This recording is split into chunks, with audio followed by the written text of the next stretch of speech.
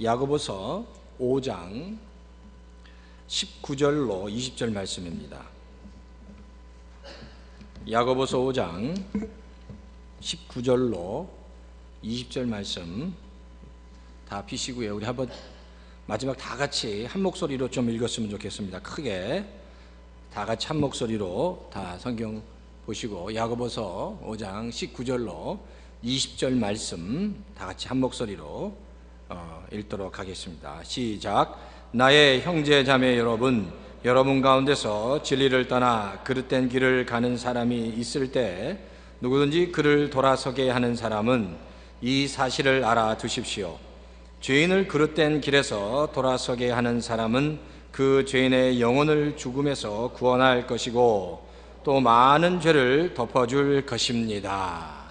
아멘. 아멘. 자, 잠깐 기도하겠습니다. 하나님, 이 아침에도 저희와 함께 해주시고 하나님의 귀한 은혜로 채워주시고 성령으로 충만하게 하시고 우리의 마음문을 열어주시고 예수 그리스도의 보혈의 권세가 주장하게 하시고 하나님 정말 일주일 동안 살면서 지치고 힘들었던 그 모든 영혼을 하나님 위로하시고 하나님께서 은혜로 채워주시옵소서. 하나님의 참된 평안과 위로와 그 능력을 경험하는 하나님 이 시간 될 수 있도록 성령께서 주장해 주시옵소서. 성령께서 임해 주시옵소서. 믿습니다. 이 모든 말씀 예수님의 이름으로 간절히 기도합니다. 아멘. 믿음의 공동체를 세우십시오라는 제목으로 마지막 야고보서 말씀을 전하도록 하겠습니다. 제가 계산해 봤더니 약 한 16번째 야고보서 강의더라고요. 16번째 야고보서를 계속 강의했는데 이 야고보서를 하면서 저에게도 큰 도전이 됐고 은혜가 됐습니다. 글쎄 이렇게 한 말씀을 계속 이렇게 살펴보면 특히 듣는 성도님들 뿐만 아니라 이렇게 말씀을 전하는 목회자도 굉장히 그 은혜가 됩니다. 그 말씀을 하나의 그 서신을 하나의 책을 계속해서 집중적으로 묵상하다 보면 예전에 발견하지 못했던 참된 은혜들을 이제 경험하고 되고 깨닫게 되는데 이번 야고보서 강의도 그랬던 것 같아요. 약 한 16주에 걸쳐서 했으니까 한 4개월 정도 된 것 같습니다. 4개월 정도 같이 말씀을 나누면서 저에게도 큰 은혜가 되는 오늘 마지막 말씀 같이 나누도록 하겠습니다. 성경 말씀은 인류에게 주시는 하나님의 약속의 말씀이고 구원의 말씀이고 축복의 말씀입니다.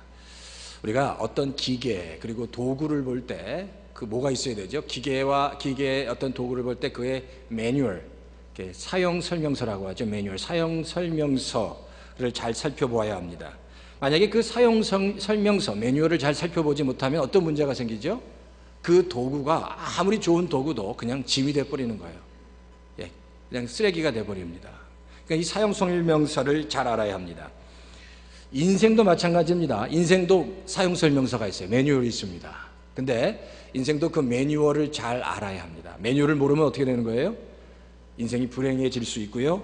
고통에 빠질 수 있고 인생이 짐이 될 수 있습니다. 근데 인생의 매뉴얼이 뭘까요? 인생의 매뉴얼은 성경입니다.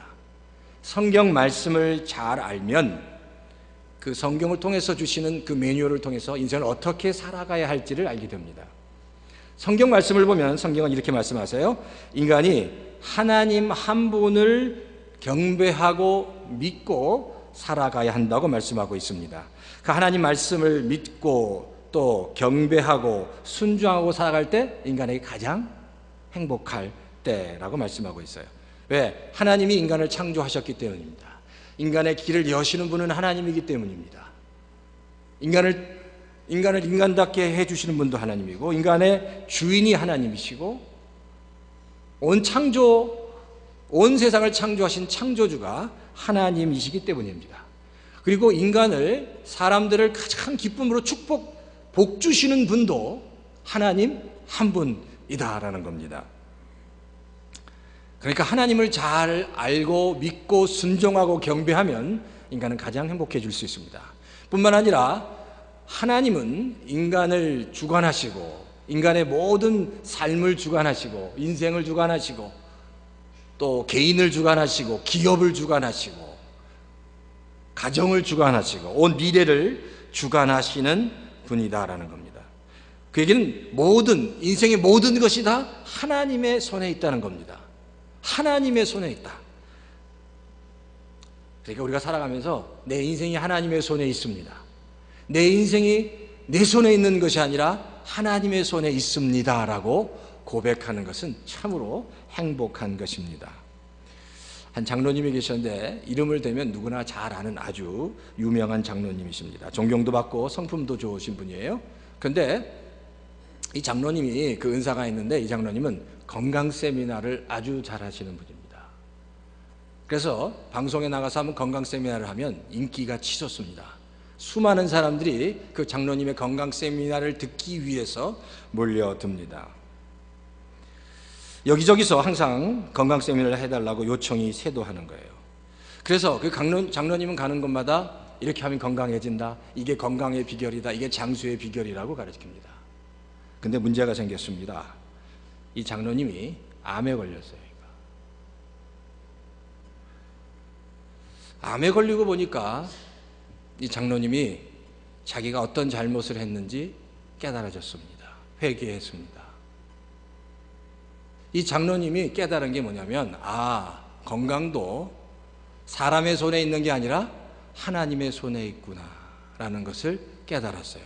사실 그걸 알았습니다. 그런데 이 장로님은 강의할 때 그것을 가르치지 않았습니다. 제가 볼 때 그래요. 아무리 건강한 분도 저는 자기의 건강을 과신하는 분이 있습니다. 정말 나는 건강하다. 근데 제가 이렇게 보면 나는 정말 건강하다는 분이 어떻게 보면 제일 먼저 가시더라고요. 건강에 대해서 제일 자신 있는 사람이 제일 먼저 빨리 가는 것을 많이 봤습니다. 그러니까 성경은 분명히 이렇게 자랑하지 말라고 얘기합니다. 건강도 자랑하면 안 됩니다. 언제 누가 먼저 갈지 모릅니다. 아무리 회사가 잘 되고 비즈니스가 번창해도 자랑하면 안 됩니다. 언제 어떻게 될지 모르기 때문입니다. 아무리 힘이 있고 권력이 있고 똑똑해도 그 자랑하면 안 됩니다. 하나님 언제 어떻게 될지 모르는 거예요. 하나님이 언제 어떻게 하실지 모르기 때문입니다. 그러니까 인생은 하나님의 손에 있다는 것을 알아야 됩니다. 내 인생은 하나님의 손에 있습니다라고 고백할 수 있어야 됩니다. 내가 어떤 처지에 있든지, 어떤 힘들고 어려운 처지에 있든지, 정말 모든 게 잘 되는 처지에 있든지 간에 내 모든 인생이 하나님의 손에 있습니다라고 겸손해야 합니다. 한동안 그래요. 한국에서나 미국에서 벤처 기업이 아주 그냥 몇 년 전에 난리가 났습니다. 벤처 기업 뭐 하루 아침에 주식이 폭등하고 뭐 회사가 뭐 엄청나게 커졌습니다. 그 사람이 쓴 책은 베스트셀러가 됐고요. 그 CEO가 쓴 책은 베스트셀러가 됐고, 어느 곳에 가든지 막 그 방송국과 언론의 스팟라이트를 받고 뭐 어떤 기술이 개발됐고 이런 뭐 수많은 신화들을 써갔는데 지금 그런 벤처 기업 대부분이 다 망했습니다. 굉장히 힘들어지고 있습니다. 인생이 그런 것 같아요. 언젠가는 잘 되다가 어떨 땐 고생스럽게 아주 곤두박질을 칩니다. 근데 또 그게 끝이 아니에요. 또 언제 올라갈지 모릅니다. 모든 것이 다 하나님의 손에 있습니다. 내가 내 인생을 주장할 수 있는 게 아니다. 하나님이 하신다는 겁니다. 그리고 나는 잘 모른다는 거예요. 내 인생에조차도 나는 잘 모른다는 겁니다. 내 인생을 내가 사는 것 같지만, 내 힘으로, 내 지혜로, 내 힘으로, 내 능력으로 사는 것 같지만 그렇지 않습니다. 다 하나님의 은혜로 살아간다는 겁니다. 그래서 그래요. 하나님이 이렇게 성도들에게 이렇게 뭘 주십니다. 때때로 지혜도 주시고 물질도 주시고 이렇게 주십니다. 주시고 하나님은 이렇게 지켜보세요. 하나님께서 주신 물질 성도들이 잘 쓰고 있는지, 하나님의 마음에 합당하게 잘 쓰고 있는지 지켜보십니다. 그리고 잘 쓰고 있으면 또 축복하시기도 하고 거둬가시기도 합니다. 왜? 인생이 다 하나님의 손에 있기 때문입니다. 세브란스 병원에 가면 이런 그 표가 있답니다. 우리는 치료하고 하나님이 고치신다는 겁니다. 의사와 인간은 치료할 뿐입니다. 그것을 낫게 하고 치료하시는 분은, 회복시키는 분은, 고치시는 분은 하나님이다라는 겁니다. 이게 참 너무 멋있는 얘기 같아요. 우리는 치료하지만 고치시는 분은 하나님이 고치신다는 겁니다. MD 앤더슨이라는 아주 다 아실 거 유명한 암 전문 병원입니다. 휴스턴에 있죠. 텍사스 휴스턴에 있는데 MD 앤더슨에서 한국인 최초로 종신 교수가 된 김의신이라는 박사님이 있습니다. 제가 지난번에도 잠깐 말씀을 드렸는데 이분이 아주 독실한 크리스찬이었습니다. 이분이 이런 이야기를 하고요. 시한부 인생이 된 환자들이 찾아와서 묻는답니다. 내가 어느 정도 얼마나 더 살 수 있겠습니까? 라고 찾아와서 묻는다는 거예요. 근데 이 김의신 박사님은 이렇게 얘기한답니다. 나는 모릅니다. 인생은 하나님의 손에 있다는 거예요. 어떤 사람이 3개월 정도만 살다가 죽을 것 같은 사람도 20년 사는 사람이 있고 5년이고 10년이고 살 것 같은 사람도 금방 며칠 있다가 죽는 사람도 있다는 거예요. 그러니까 자기는 모른다는 거예요. 인생은 하나님의 손에 달려있다라고 고백하는 이야기를 들었습니다. 모든 것이 하나님의 손에 있습니다. 나라의 앞일, 자녀의 앞날, 가정의 앞날 다 하나님의 손에 있습니다 라고 고백해야 합니다. 그러니까 제일 중요한 게 뭐예요? 그렇기 때문에 하나님을 잘 믿는 게 중요합니다. 하나님을 잘 믿는 것, 그게 제일 중요합니다. 내가 나를 모르기 때문에, 하나님만이 나를 아시기 때문에 하나님을 잘 믿고 그 신앙에 그 믿음에 내 인생을 투자할 때 가장 값진 투자가 된다는 겁니다. 하나님을 잘 믿었는데 망했다라는 사람 없습니다. 하나님을 잘 믿으면 반드시 하나님께서 축복해 주십니다. 모르겠어요. 그게 영적인 축복이 될지 물질의 축복이 될지는 모르지만 하나님을 잘 믿는 자에게는, 성도에게는 하나님이 반드시 놀라운 축복을 허락해 주신다는 겁니다. 사실 야고보서에서도 야고보 선생은 목회서신과 같아요. 성도들에게 계속해서 얘기합니다. 하나님의 축복을 받는 방법이 뭔가, 어떻게 신앙생활 해야 하는가를 이야기했습니다. 그래서 1장과 2장, 3장, 4장, 5장까지 이야기합니다. 1장에서는 믿음에 대해서 얘기하고요, 믿음과 또 인내하는 믿음, 그리고 하나님이 주시는 지혜에 대해서 얘기합니다. 2장에서는 믿음과 행함이 있는 믿음에 대해서 얘기합니다. 행함이 없다면 그 믿음은 가짜라는 겁니다. 세 번째는 영적인 공동체를 세우는 아주 중요한 요소를 하나 얘기하는데, 그게 말이라는 말. 그 말 한마디가 영적인 공동체를, 하나님의 사람을 살리기도 하고 죽이기도 한다는 겁니다. 네 번째는 영적인 공동체에는 수많은 분쟁들이 일어나는데 그 분쟁의 원인이 욕심과 시기와 질투에 있다는 겁니다. 이제 그 4장에서 그렇게, 이제 5장에서는 믿음의 기도에 대해서 얘기해요. 믿음과 기도. 그래서 지난번에 우리가 생각했죠? 엘리야의 기도도 생각해 봤습니다. 이제 오늘이 마지막이에요. 5장 마지막 19절에서 20절, 이게 바로 오늘 야고보서의 마지막 끝맺음입니다. 근데 야고보 선생의 지금 편지를 보면 바울이 쓴 서신과 사뭇 다릅니다. 보통 바울이 쓴 서신서를 보면 그 마지막에 끝맺음 말이 있습니다. 그리고 성도들을 축복합니다. 이렇게 끝맺음 말과 더불어 성도들을 축복하면서 바울은 그 서신을 마치는데, 이 야고보 선생은 그 마치는 서신의 마침이 사뭇 바울의 서신과 다르다는 겁니다. 어떻게 사뭇 비장하게 느껴집니다. 굉장히 비장해요. 다른 사람을 격려하는 말로 끝나는 비장한 각오로 이 서신을 마치고 있다는 겁니다. 꼭 그런 칼로 물을 확 자르듯이 아주 클리어하게 마지막 경고를 영적인 공동체에게 주면서 마치고 있다는 겁니다. 그러니까 오늘 우리가 읽었던 야고보서 5장 19절과 20절이에요. 19절에 보면 성경이 이렇게 얘기합니다. 나의 형제자매 여러분 가운데서 진리를 떠나 그릇된 길을 가는 사람이 있을 때 누구든지 그를 돌아서게 하는 사람이 되십시오라고 얘기합니다. 진리를 떠나서 그릇된 길로 가는 사람을 돌아서게 하십시오라고 얘기합니다. 그리고 끝나는 거예요.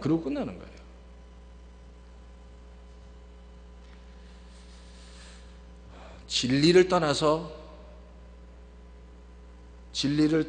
그릇된 길로 가는, 이 말 안에는 굉장히 많은 것들, 그 당시 야고보 선생이 보낸 이 서신을 받는 수많은 교회, 많은 그 주변의 사조들, 환경들을 다 이렇게 포함하는 이야기입니다. 왜 이런 말씀을 하셨을까? 어떤 성도들이 진리를 떠나서 헤매고 있을까? 방황하고 있을까? 그릇된 길로 가고 있을까? 라는 질문을 던져볼 수 있습니다. 그리고 이 질문은 참 아이러니하게도 우리가 지금 성경 공부, 하나님을 경험하는 삶을 공부하는 그것과도 굉장히 밀접한 지금 관련을 가지고 있더라고요. 자, 그러면 이렇게 진리를 떠나서 그릇된 길로, 많은 사람들이 그릇된 길로 가고 있는데 그 이유가 뭘까라는 질문을 던져볼 수 있습니다.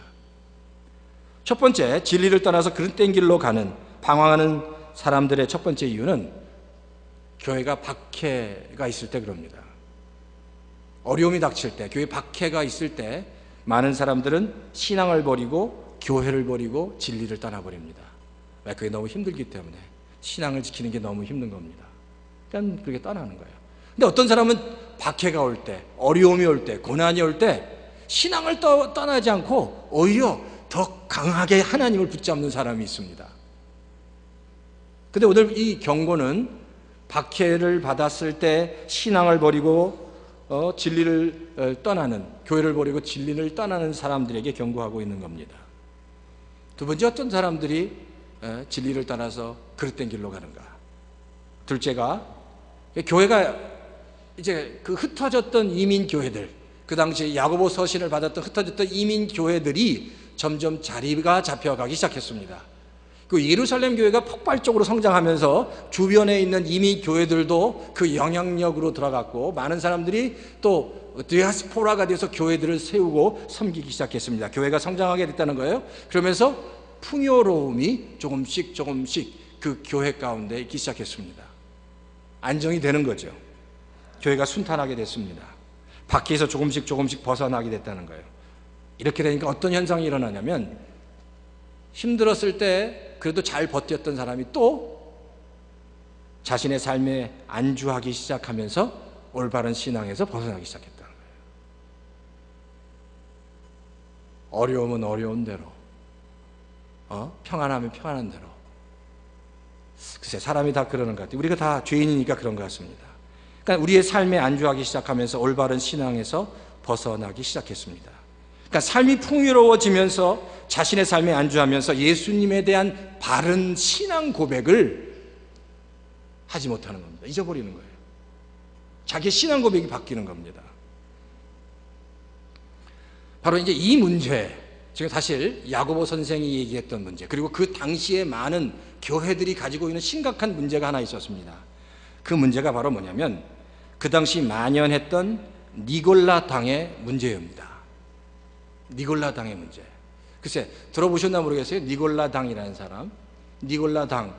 이게 성경을 좀 읽으셨던 분은 이 니골라 당에 대해서 그냥 얼핏 그런 이단이 있었다라고 들어보셨을 것 같아요. 근데 이 니골라 당, 니골라를 추종하는 무리입니다. 이 니골라를 추종하는 이 무리들은 심각한 문제를 가지고 있었는데, 그 문제가 뭐냐면 구원의 문제를 가지고 있었습니다. 또 한 가지는 신앙 고백의 문제를 가지고 있었습니다. 구원의 문제와 신앙 고백의 문제가 이 니골라를 추종하는 사람들에게 있었다는 겁니다. 자, 그러면 어떤 문제가 있었는지 그거를 제가 한번 이렇게 말씀을 통해서 좀 설명을 하면 좋겠습니다. 자, 제가 설교 노트를 나눠드렸는데 설교 노트를 좀 참고해 보시면 좋을 것 같아요. 자, 설교 노트를 한번 보십시오. 제가 주보에 끼워드렸는데 설교 노트를 좀 보시면 좋겠어요. 자, 설교 노트에 보면 요한복음 1장 12절에 성경은 이렇게 얘기합니다. 영접하는 자 곧 그 이름을 믿는 자에게는 하나님의 자녀가 되는 권세를 주셨으니, 이건 개혁성경으로 드렸는데, 영접하는 자 곧 그 이름을 믿는 자에게는 하나님의 자녀가 되는 권세가 됐다. 여기서 영접을 했다고 합니다. 예수님을 영접한 거죠. 근데 우리 마음속에 예수님을 어떤 분으로 영접했느냐가 중요합니다. 예수님을 어떤 분으로 영접했냐는 거예요. 성경에서는 분명히 예수님이 어떤 분이시라고 말씀하고 있습니다. 우리가 예수님을 믿는다고 고백할 때 두 가지 아주 분명한 요소가 있는데, 그게 뭐냐면 예수님의 주인 되심, 영어로 얘기하면 로드죠. 로드. 왕 되심, 주인 되심, 로드. 예수님의 주인 되심을 고백해야 되고, 또 한 가지는 예수님의 구주 되심을 기억해야 됩니다. 구주는 뭐예요? 구세주, Savior. 그러니까 예수님이 나의 주인이 로드가 되시고 세이비어가 되십니다라는 것을 고백해야 한다는 겁니다. 자, 누가복음 2장 11절에 보면, 자, 제가 읽어드릴게요. 누가복음 2장 11절에 성경에 이렇게 기록하고 있습니다. 오늘 다윗의 동네에 너희를 위하여 구주가 나셨으니 곧 그리스도 주시니라 라고 해요. 예수님을 설명하는데, 예수님이 이 땅에 오신 것을 설명하는데, 누가는 다윗의 동네에 너희를 위해 구주가 나셨다. 이게 예수님이 세이비어라는 거죠. 구주가 나셨는데 곧 그리스도 주이시다. 예수님이 세이비어로 이 땅에 오셨는데 그분이 바로 주인이라, 왕이시라는 겁니다. 그러니까 누가도 예수님을 설명할 때, 표현할 때 구주 되심과 왕 되심을 설명하고 있습니다. 자, 뿐만 아니라 창세기 사도행전 2장 36절에도 성경이 기록하는데, 그런즉 이스라엘 온 집이 정녕 알지니 너희가 십자가에 못 박은 이 예수를 하나님이 주와 그리스도가 되게 하셨느니라. 너희가 십자가에 못 박은 그 예수를 하나님이 주로, 로드로, 주인으로, 너희의 주인으로, 그리고 너희 구주로, 세이비어로, 구세주로 만드셨다는 겁니다. 사도행전 16장 31절에도 성경이 이렇게 기록하고 있어요. 설교 노트에 나와 있습니다. 주 예수를 믿으라, 그리하면 너와 내 집이 구원을 얻으리다 라고요. 누구를 믿으라고요? 구주를 믿으라가 아니라 주를 믿으라는 얘기입니다. 주는 뭐예요? 로드입니다. 주인 대신, 너의 인생의 주인 되신 예수님을 믿으라는 겁니다. 인생의 주인 되신, 왕 되신 예수님을 믿을 때 너와 내 집이 참된 구원을 얻게 될 것이다 라고 말씀하고 있습니다. 로마서 10장 9절에도 말씀해요. 내가 만일 내 입으로 예수를 주로 시인하면, 또 하나님께서 그를 죽은 자 가운데서 살리신 것을 내 마음에 믿으면 구원을 얻으리니. 예수를 어떻게 시인해요? 주로 먼저 시인해요. 내 인생의 주인이십니다 라고 먼저 시인해야 됩니다. 그리고 죽은 자 가운데서 살리신, 부활하신 구세주로 믿어야 합니다. 그때 참된 구원이 있다는 겁니다. 분명하죠. 성경은 분명하게, 그러므로 예수님을 나의 주인으로, 왕으로, 로드로, 그리고 나의 구세주로, 세이비어로 믿어야 한다는 겁니다. 네, 많은 사람들이 그래요. 예수님을 구주로, 나를 구원해 주신 구주로는 믿는데 나의 주인으로 믿지 않습니다. 여전히 내 인생의 주인은 나예요. 그러니까 주님을 나의 구주로, 주인으로, 로드로 고백하지 않습니다. 이게 바른 믿음이 아니라는 겁니다. 이런 사상, 바로 이런 사상이 이 야고보 시대에 팽배해 있었다는 겁니다. 마지막으로 그 야고보가 바로 이 이야기를 하고 있는 겁니다. 그러니까 우리의 신앙 고백이 어때야 하냐면, 바로 이게 우리의 신앙 고백이 되어야 됩니다. 우리가 가지고 있는 모든 것, 나의 생명과 나의 시간과 나의 물질과 나의 자녀조차, 나의 가지고 모든 것보다 주님이 더 소중하십니다 라고 고백할 수 있어야 됩니다. 내가 가지고 있는 그 어떤 것보다 주님이 더 소중하십니다.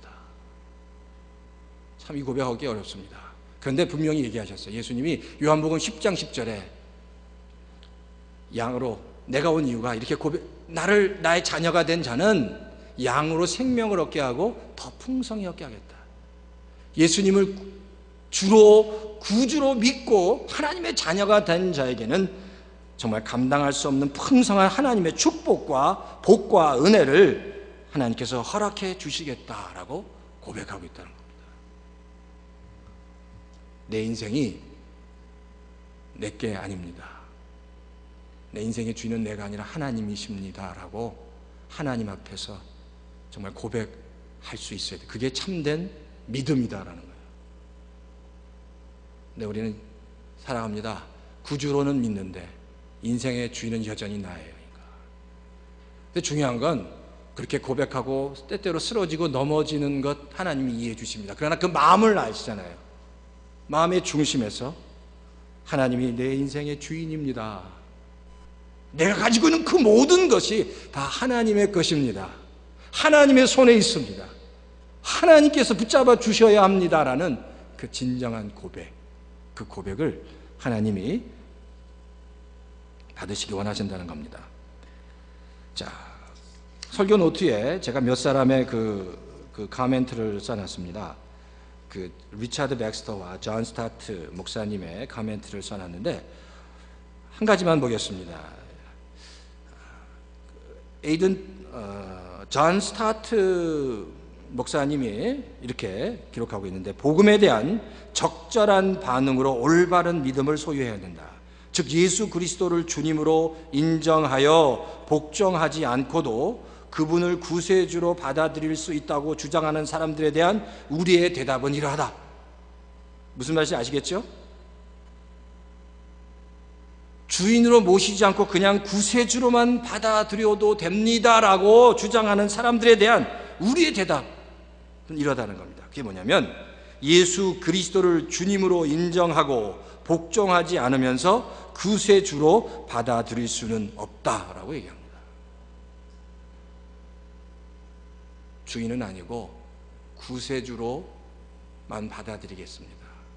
이건 참 믿음이 아니다라는 겁니다. 리차드 백스터도 이렇게 얘기합니다. 믿음은 그리스도를 구주와 주로 함께 받아들이는 겁니다. 이 두 관계를 모두 받아들여야 합니다. 모두 받아들이든지 모두 받아들이지 못하든지 둘 중에 하나를 선택해야 한다는 겁니다. 자, 제가 왜 이 말씀을 드리냐면 바로 이게 야고보서의 마지막 야고보 선생의 그 영적인 공동체에 대한 권면, 믿음의 공동체를 세우는데 너무 중요한 부분이기 때문입니다. 이 당시에 보면 사도 바울이 복음을 전하고 어떤 일들이 일어섰냐면, 사도 바울이 복음을 전하고 나서 이 당시에 가장 강력한 영적인 사조는 율법주의였습니다. 율법주의가 뭐죠? 율법을 지켜야, 하나님이 주신 율법을 지켜야 구원을 받을 수 있다라는 겁니다. 그게 강력한 사도였다는 거예요. 근데 이 문제를 풀어가야 됐습니다. 이 문제를 가장 교묘하게, 아주 악하게 풀었던 바로 사람이, 그 무리들이 니골라당이라는 거예요. 니골라당. 자, 그러면 니골라당이 주장하는 사조가 어떤 사조였고 그게 얼마나 파괴력이 있었는지, 얼마나 사람들의 마음을 미혹했는지를 잠깐 살펴보겠습니다. 사실 그럼 이 니골라당이 가지고 있는 사상은 뭐고, 니골라라는 사람은 어떤 사람인가를 좀 봐야 되는데, 사실 이 니골라라는 사람은 사도행전 6장에 보면 예루살렘 교회 7 집사 중에 하나였습니다. 예루살렘 교회, 그 사도행전 6장 5절, 제가 나눠드린 선교 노트에 보면 사도행전 6장 5절에 보면 성경에 이렇게 기록해요. 온 무리가 이 말을 기뻐하여 믿음과 성령이 충만한 사람 스데반과 또 빌립과 브로그로와 니가노르와 디몬과 바메나와 유대교에 입교했던 안디옥 사람 니골라를 택하여라고 얘기합니다. 그러니까 이 니골라당은 니골라를 추종한 사람들, 이 니골라가 바로 예루살렘 교회 7 집사 중에 한 사람이었다는 거예요.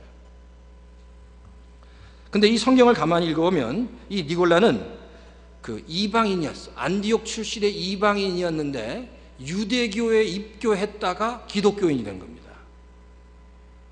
이방인이었는데 먼저 유대교에 입교했다가 기독교인이 되고 예루살렘 교회 7명의 집사가 된 사람이었다라는 겁니다. 근데 바로 7집사 중에 하나였던 이 니골라가 구원에 대한 잘못된 이해를 갖게 되면서 그를 따른 수많은 사람들을 미혹했다는 겁니다. 자, 그러면 니골라 당이 가지고 있던 생각들이 뭐냐? 그걸 잠깐 살펴봐야 됩니다. 아까 말씀드린 것듯이 그 당시를 이렇게 그 당시를 잡고 있는 가장 강력한 것은 율법주의였습니다. 어떻게 구원을 받아요? 예수님을 믿어서 구원을 받는 게 아니라 율법을 잘 지켜야 구원을 받는 겁니다. 그러니까 유대인들이 수천 년 동안 가지고 있던 율법을 잘 지켜야 구원을 받는 겁니다. 그래서 율법을 지키기 위해서 정말 처절하게 노력을 했습니다. 근데 사도 바울이 이방인들에게 나가서 율법이 아니라고 얘기하잖아요. 어떻게 구원을 받아요? 오직 예수 그리스도를 믿기만 하면, 그분을 믿기로 하면. 근데 사실 어떻게 믿어요? 주로 뿐만 아니라 구주로 믿어야 된다는 거예요. 믿으면 구원을 받는다고 얘기하는 거예요. 그래서 이거는 그 당시 유대주의, 율법주의에 묶여있던 수많은 유대인들에게 엄청나게 큰 정말 기쁜 소식이었습니다. 평생 지고 가야 할 율법과 정말 깨끗하게 단절할 수 있는, 정말 참된 자유함 가운데 신앙생활할 수 있는, 주님을 믿을 수 있는 너무나도 기쁜 소식이었습니다. 너무 감사하죠. 율법으로 묶여있던 거기서 다 벗어날 수 있기 때문에. 이 니골라는 근데 거기서 아주 큰 잘못을 저지릅니다. 근데 그걸 어떻게 해석하냐면, 당신의 영은 한 번, 이제 믿음으로 한 번 구원받았다면 이제 다시는 영원한 하나님의 자녀이기 때문에 그 후에 아무렇게나 믿어도, 어떤 죄를 져도 당신은 하나님의 자녀입니다 라고 얘기한 거예요. 그리고 나서 하고 싶은 짓을 다 한 겁니다. 근데 그 당시에 이 니골라 당의 이 생각과 사조가 너무 강력했어요. 그러니까 야고보가 보냈던 서신을 받았던 수많은 이민 교회뿐만 아니라 갈라디아 교회도 이 니골라 당의 문제가 심각했습니다. 그래서 갈라디아서 5장 13절에 보면 그냥 자유만 누리고 하나님의 말씀을 누리지 못하는 그런 악한 자에서 사도 바울이 굉장히 심하게 책망합니다. 근데 거기서 끝나지 않고 요한계시록에 보면, 요한계시록 2장 6절에 성경이 이렇게 기록합니다.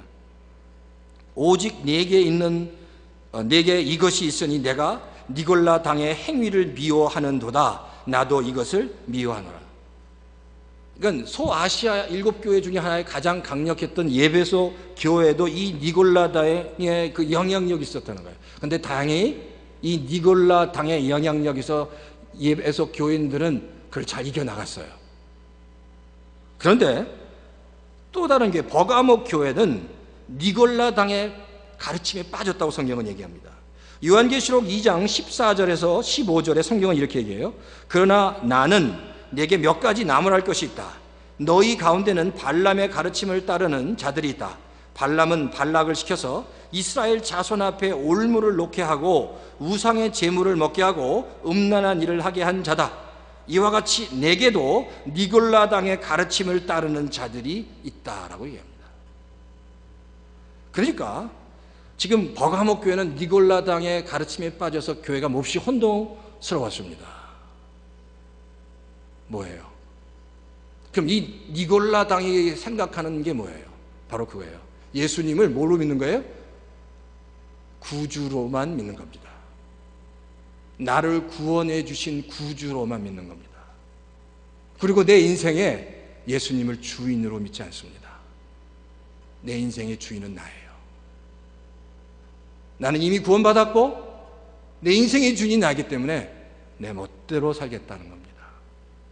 그게 믿고 아주 극단적인 바로 그 가르침이에요. 니골라당까지 가진 않아도 많은 성도들이 이 가운데서 고민할 수 있습니다. 내 인생의 주인으로, 왕으로 주님을 모신다는 것. 많은 사람들이 이 이야기를 할 때 제가 성경 공부하면서 질문을 던지니까 많이 힘들어 하시죠. 나를 다 내려놓아야 된다는 것. 그런데 내가 내 인생의 주인으로 왕으로 주님을 모신다는 것이 내 인생의 모든 것들을 포기해야 된다는 것이 아닙니다. 가장 중요한 것, 예수님을 내 인생의 주인으로 왕으로 모실 때, 그리고 다 하나님께 내 모든 인생이 하나님의 손에 있습니다라고 이 마음에서부터 고백할 때, 그때부터 우리가 상상할 수 없는 또 다른 놀라운 영적인 축복과 그 외에 또 다른 놀라운 축복들이 그 성도 위에 하나님께서 역사해 주신다는 겁니다. 주님은 우리에게 그냥 구주로만 신앙 고백 받기를 원치 않습니다. 절대 주님은 그런 분이 아닙니다. 질투하시는 하나님은, 하나님 당신 나의 인생의 주인이십니다, 왕이십니다 라고 진심으로 그 고백을 받기 원하신다는 겁니다. 하나님 앞에서 어떻게 고백하시겠습니까? 당신은, 하나님은, 예수님은 내 인생의 주가 되십니다, 그리고 구주가 되십니다 라고 고백할 수 있어야 합니다. 찬송가 512장에 보면, 참 제가 이 말씀을 묵상하면서 제 가슴속에 떠올랐던 찬양입니다. 내 주 되신 주를 참 사랑하고, 1절과 2절을 보니까 그 주 되심에 대해서 고백하고 있더라고요. 내 주 되신 주를 참 사랑하고 곧 그에게 죄를 다 고하리라. 그 은혜를 주신 내 예수시니 이전보다 더욱 사랑합니다. 주 날 사랑하사 구하시려고 저 십자가 고난 당하셨도다. 그 가시관 쓰신 내 주 배우니 이전보다 더욱 사랑합니다. 2000년 이전이나 지금이나 똑같습니다. 그때나 지금이나 여전히 주님은 우리에게 나를 향해서 내가 너의 참된 주인이고 왕이다 라고 그 음성 듣기 원하십니다. 주님을 구주로 뿐만 아니라 나의 참된 주인으로, 왕으로, 로드로 고백하시고 인생을 하나님의 손에 맡기시고 놀라운 하나님의 축복을 받으시는 우리 얼바인 열린교회 성도님 다 되시기를 주의 이름으로 축원합니다. 아멘. 합니다. 아멘. 합니다.